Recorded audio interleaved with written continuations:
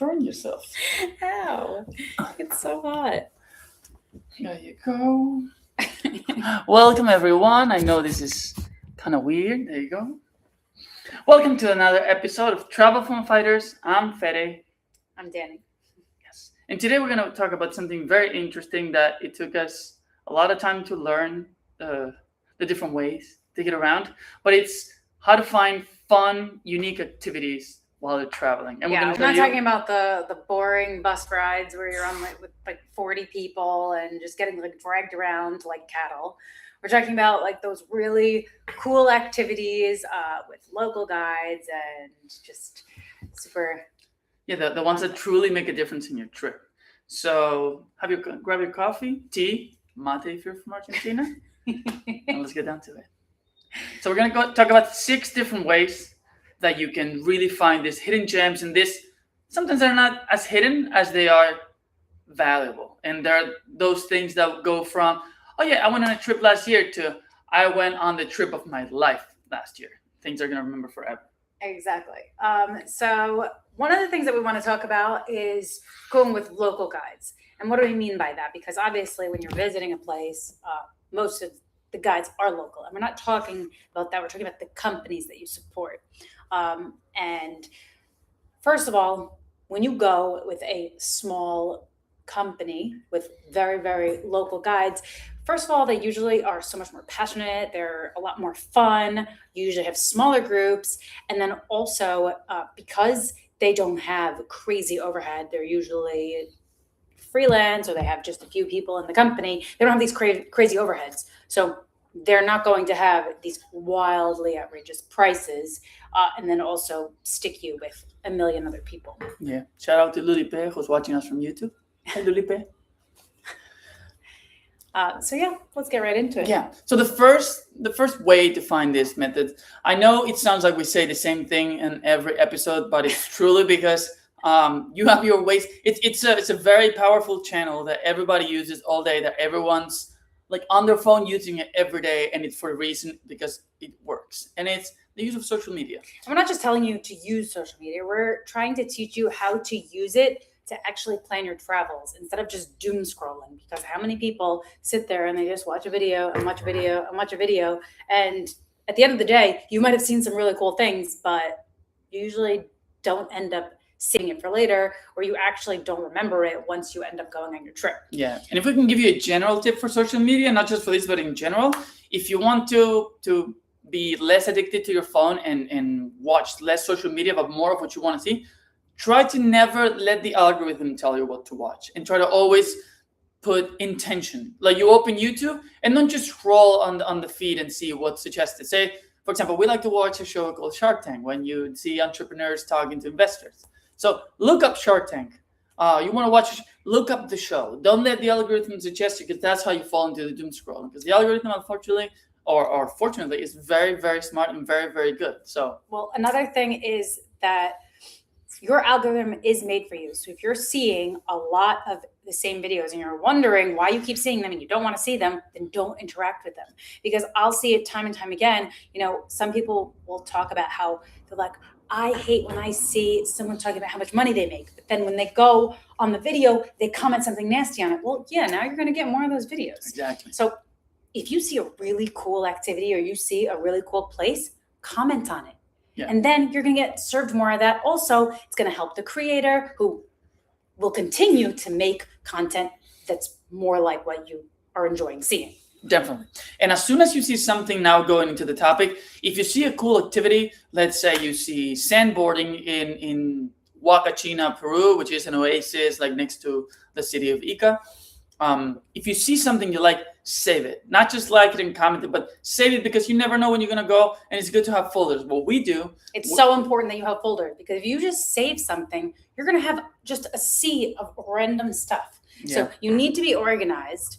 And it's ironic that I say that, because I'm not a super organized person, but when it comes to traveling, I am. Definitely. So you want to make folders that are going to be specific for your trips, right? So if you're going to Argentina and you're doing a big trip around Argentina, and you should, you can either do a folder for Argentina itself, or let's say you plan on going for 6 months. You can make a folder for Buenos Aires, a folder for hiking. Yeah, folder for Patagonia, folder for the... Yeah, folder for restaurants. So on our Instagram, Buenos Aires and beyond, we don't use it that much, but it is our Instagram that we have to promote different things through Buenos Aires. So when I'm on there, I only save Buenos Aires things, and I'll save it into restaurants, unique activities, beautiful buildings, stuff like that. So that way I'm able to say, okay, this weekend, what do we want to do? And I can go in my saved folders and be like, oh, I really want to do a different kind of restaurant experience. So I'll go into the restaurant folder and see what we have there. Totally. Now, within social media, there's a difference between short form and long form, right? Short form, obviously the king is Instagram and TikTok, but there's another way to find unique activities, which is through long form. In this case, obviously YouTube.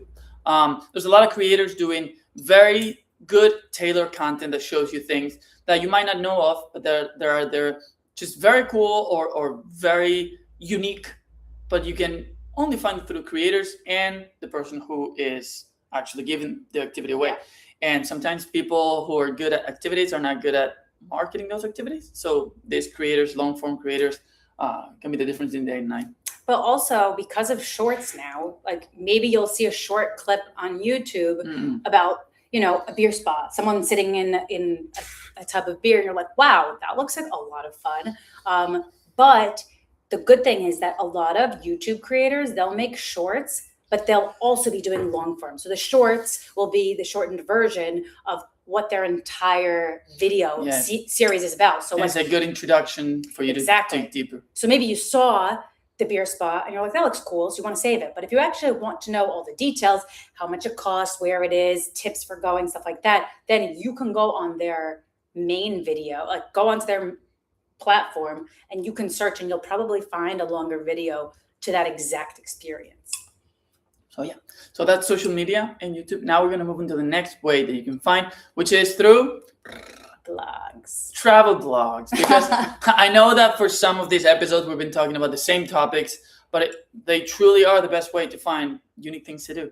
And also it's really about how you utilize each tool for specific things. Exactly. So, for blogs, you can find really cool things. But if you put best things to do in Rome, guess what? Every single one is going to tell you to go to the Trevi Fountain, to go to the Colosseum. And don't get me wrong, those are things you definitely want to do. Yeah. But, when you leave Rome, you're going to talk about that amazing cooking class you had or that pistachio-themed restaurant that you went to, rather than being like, oh my God, I stood in line for the Trevi Fountain and I saw it. And I mean, it's great for a picture and it's great to see it and learn the history of it. But the things that are really going to change your trips are going to be those activities. Yeah. So we have a question. Yes. On YouTube, Janine is asking if it's worth creating a folder for La Pampa. Yes, you should create if you're traveling to Argentina, you should create a folder for La Pampa. I'm sure you're going to find a lot of content and a lot of things to do. Listen, if you find things to do, save them in a folder. We're not trying to discriminate anyone here. If you want to go to a place, find things to do there and go. We are far from trying to, prevent you from discovering the world, because there's been cases throughout our years where we went to places that we didn't think we were going to go or that we got stuck in. And for everyone to know, this is not an inside joke. It's actually from one of our previous episodes that we were talking about why you cannot rely on AI, which we're also working on a really fun video. It's taking a while to put together, but we're really excited about it. We're going to show you why AI cannot 100% be trusted for your travel planning. But that's for another day. Yes. And so, when it comes to blogs, you want to be very specific with your wording when you're looking for activities, right? So instead of putting things to do, you can put unique activities, or you can be like fun cooking classes in Italy, and you can look at different things like that. And we actually found one of our favorite, very bizarre activities when we were in Azerbaijan through a blog. Yes, and so, it was a very, it is as unique as you might think of.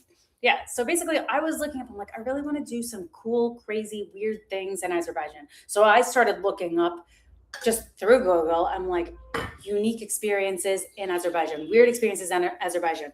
And I saw this article that was like, my experience bathing in crude oil in Azerbaijan. And I was like, what?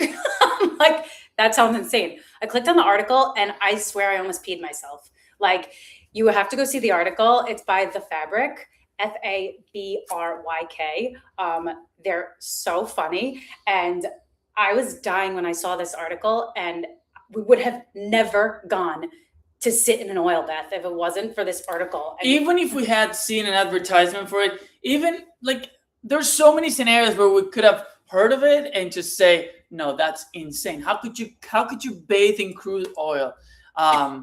It's so unique, it's so radical that before going in, you need to get a doctor's inspection, and he will tell you based on his analysis whether you can go fully in, I mean up to the neck, half a body, or not at all. Because he apparently said that people have died. people can die. It's like, you understand? But anyway, we did it because, you know, we're super healthy. And it was the weirdest experience of our lives, but we had so much fun with it because it was exactly how it was described in the article. And when you read first person blogs, you are going to get the real details that you want to see rather than finding it just from a tourism site or a generic list that, you know, a massive travel company gave you. So that's what we have to say basically about blogs. I remember then. We have social media or short form social media. You have YouTube or long form. Number 3, you have travel blogs. Now the fourth one is a very interesting one because just like another example we gave in a different episode, this is a tool you definitely know, but you might not be using it in the way that you should, which is hostels. And a lot of people might think, well, maybe I'm a little too old or too. No, I don't Maybe want to stay in a yeah. hostel. And I don't want to. oh. I don't want to share the room with 12 other people. And listen, we get it. We've been on every end of the spectrum of accommodation. We've stayed in the most remote places. We've stayed in a tent in a beach in a remote island where there's no electricity or signal, and we've stayed in a 5-star luxury luxury hotel in Abu Dhabi. So anything in between, we've done it. So I want to break one of the myths about hostels. First of all, you don't need to share a room on a hostel. You don't. There are private rooms in hostels, and they're so great because you can get a private room, but then also reap the social benefits of being in a hostel. And they're usually a little bit cheaper than a regular hotel room, but also they give you so much value. Now, let's say you don't want to stay in the hostel. That's okay too. You don't have to stay in the hostel, but hostels, they do 2 different things. One, they host a lot of excursions and trips, and they're usually very geared towards a little bit of a younger crowd. So, you know, they're not going to be on a tour bus with 40 people. They're going to have that young local guy who's going to take you around and do all these like crazy fun things. Yeah, you're going to do a pub crawl, or they're going to take you around the city, but seeing actual interesting things. It's not going to be the typical, well, here's the building, and it was built in 1284. Okay, let's go to the next building where they use the marble. And no, it's going to be something fun because they know that to attract younger crowds, they need to be dynamic. And that doesn't mean you have to be super young. You can do it at any age, but you know that what you're receiving is going to be dynamic and unique. And a lot of the times, these excursions are also, how do we call it? They are free to attend, and the guides expect a tip at the end, which is a great thing because when you work for a tip, you usually put a lot of effort because a lot of love into it. Exactly. The better you do it, the more tips you get. When you work on a salary, you don't care if it's good or bad. You're still making the same money. So a lot of times people don't put any effort into them. Yeah. And so then apart from the excursions and the tours themselves, a lot of hostels will do different activities every single day. So for example, we've seen wine tastings and cooking classes and salsa classes and beer Olympics and so many different fun things that are right inside the hostel. And some of them will let you participate even if you're not staying at the hostel. There might be like a small entrance fee or something like that, but we absolutely love those. And in order to find these, you can't just stay at any hostel, or you can't just look for any hostel. They have to be kind of the party central hostels, right? Yeah. So, or not even party central, ones that are a little bit more well-known, like Selena. Selena, you can find all through the Americas. I'm not sure if they've gotten over to Europe yet, They might have. but they are all over the Americas, and we try to stay in Selena whenever we get the chance because they do yoga classes and they usually have DJs and the menu's great and they have pools and they have all different kinds of things. So we like to stay in. Yeah. You also have a Loki. Loki is in South America in different countries. We've seen it. There's one even in Argentina. And they're a lot more focused on partying. So if you like partying, that's for you. If you don't like partying, that's fine. But know that they have a lot of events happening and a lot of activities. So if you change, but I mean, you can do your research. Just look for, you can start with the basic. Put party hostel in the city you want to go to. And from there, find the options. And you will find that a lot of times they advertise themselves as party hostels to attract you for a specific activity. But there's a lot more than just the party. Exactly. They have so many different events going on. And those are some of the best events that we've actually done. So we definitely highly recommend those. If you're watching live right now from YouTube or Instagram and you're thinking of a hostel or an activity or something you did while you were traveling, put it in the comments. We're going to read it live for everyone because we want to know what else you've done. Yeah. And so then we have search engines, booking platforms, let's say. So now this may seem obvious, but there are platforms that specifically have tours and experiences. So the two biggest ones that we use are Get Your Guide and Viator. Klook is also another one. We found that that's a little bit more popular in some of the Asian destinations that we've been. So in South Korea, they were using Klook a lot. So make use of these platforms, but it's not just about going on the platform, right? So if you go on to Viator and or Viator, or however you say it, if you go on New York, you're gonna find like thousands of tours, right? Super overwhelming. So it's not about just going on to the platforms themselves. It's knowing how to search for tours within the platforms, right? So one example that I like to share is that Switzerland. Yeah. In Switzerland, right? So Switzerland has actually some really cool bucket list activities that you probably had no idea that even existed. And we didn't until we found them on Get Your Guide. So I will say that Viator has a lot of activities. I think that Get Your Guide sometimes has a little bit more uniqueness. And we'll drop our link below so you can go on that and check it all out. Everything we're talking about, just in case you're new here, in case it's your first time, and in case you just joined, everything we talk about every week, you're going to find this on YouTube. If you're watching on YouTube, this will remain as long format. If you're watching on Instagram, you can find the same thing we're talking about now as long form in YouTube. We also have a travel blog for those of you who like to read. We write like 5 articles a week. Danny is a beast doing that. And everything we're talking about is going into detail in the blog. And we also have it in the description on the YouTube video. We also have a podcast called Travel Buddies where we have a conversation about these same topics in case you want to listen to 10, 15 minutes on the way to work. It's not us talking, but it's two people that read our article and then talk about it. Exactly. All the information is in the description of the YouTube video and will continue to be there. So if you missed the first part or if you have any questions or whatever it is, you can drop them live. And if you're doing a rewatch, all the information is in the description on YouTube. Yeah. And so, all right, now let's go back to Get Your Guide. So you're looking up activities. You're going to Interlaken and you want to find some cool things to do in Interlaken. Now, the first things that are going to pop up are going to be, your boat rides and your trip to Lauterbrunnen and some of the big highlights. Yes. However, if you want to find some really unique things, you can start going into different categories, right? So let's say you do want to do a boat trip, but you want to see all different kinds that they have. So you can put in Interlaken boat and it'll come up with, boat trips or cruises. And it'll show the exact category. You can click on the category. So you can do Interlaken food and drink, and it'll show you cooking classes, food tours, anything that has food in it, and that'll narrow it down for you so you can look through. Now, there still might be a lot of things. And let's say that a certain area is known for something, right? So Switzerland is known for their cheese. Yes. Okay. So just start trying to think of things that a place is known for, like local foods or specific activities, and then look that up, and it'll bring up all the different activities. Yeah. So Switzerland with the cheese, Azerbaijan with crude oil, obviously.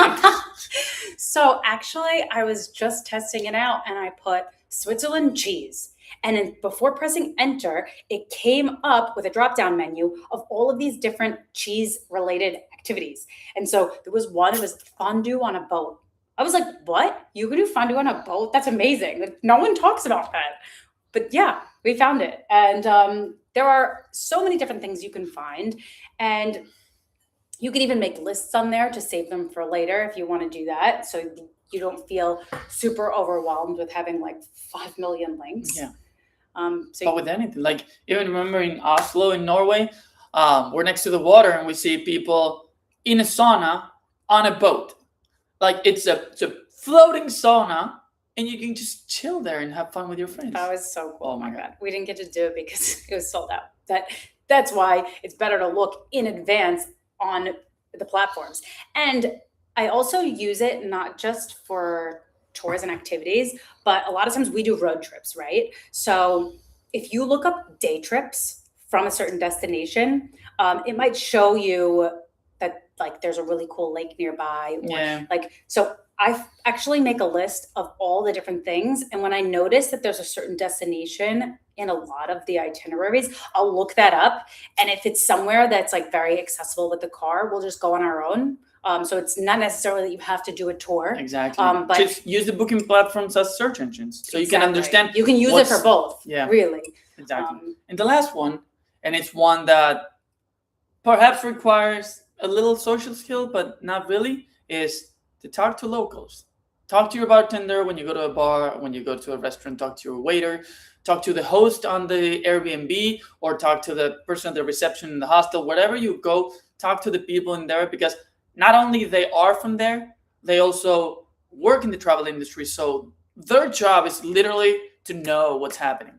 Exactly. And even so, we met a lot of friends in Buenos Aires here last year. There were a lot of digital nomads and we were all hanging out. And so we were talking about some of the things that are very basic and, you know, part of Argentinian culture. So we were talking about mate. And a lot of them were saying, well, we'd love to try mate and learn about it. But I mean, how? They don't serve, I mean, some places, but it's very rare to see mate in a restaurant. But they have mate masterclasses. And so because we were talking to them, we were like, oh, well, we can actually do a masterclass with you. And then, you know, we started to realize that there are people out there in Buenos Aires that host mate masterclasses. And so we were like, there you go. Like, if you just talk to a local and you talk about something that's very basic about their culture, you're going to find an activity revolved around it in some way. Yeah. Because people are creative. And yeah.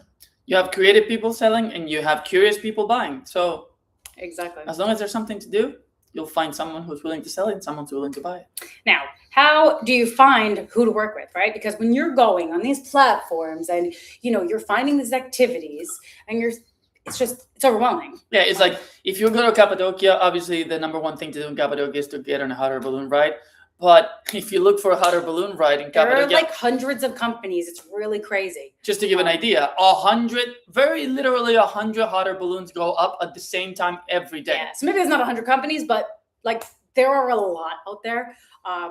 And so we're going to tell you exactly how to go through tour companies and find out which ones are actually worth it and which ones you should actually be skipping. Yeah. So we're going to dive into that next week. There's a few things you need to keep an eye on. Red flags, green flags. Yes. But we're going to talk about that next week because we don't want to take your whole day. We know we have a lot of things to do. We appreciate you being here. If you're watching this, we also appreciate you. Yeah, Shanina said that. It sounds, when we were talking about accommodations with 12 people, it sounds like working on a cruise ship. Oh, yeah. So if you guys didn't know, we met working on cruise ships. We are still very good friends with people that we worked on cruise ships. It is one of the most special and interesting workplaces that you could ever imagine. So, but space is a commodity, and not everyone has a lot of it. Almost no one has a lot of space. Almost no one has a lot of captain. It. Just the captain has. A captain has like a 1-bedroom apartment. Everybody else has like a 1 square foot apartment. It's like this. Yes. Like what you see on camera is all you get on a cruise ship. Very literally. So maybe we should do an episode about working on cruise ships one time. Maybe we should build like a little cruise ship cabin and show you. But anyway, if you have any questions, if you're watching this, rewatch on YouTube or Instagram, drop a comment. We answer everything right away. If you're watching this live, if you have any other questions, let us know. We're going to be talking about this every week. Remember, this is Travel FOMO Fighters. Every week, we give you a different topic where we teach you how to be a better traveler so you can travel more, travel better, travel cheaper, and just get to explore the world, which takes a lot less money than you think. You just need to dare to do it.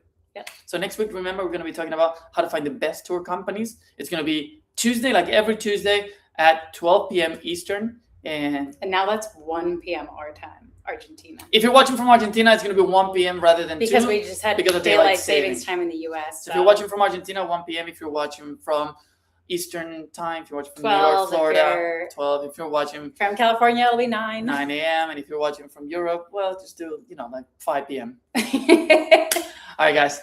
Talk to you next week. Have a great one and see you next week. Tuku tuku. Goodbye.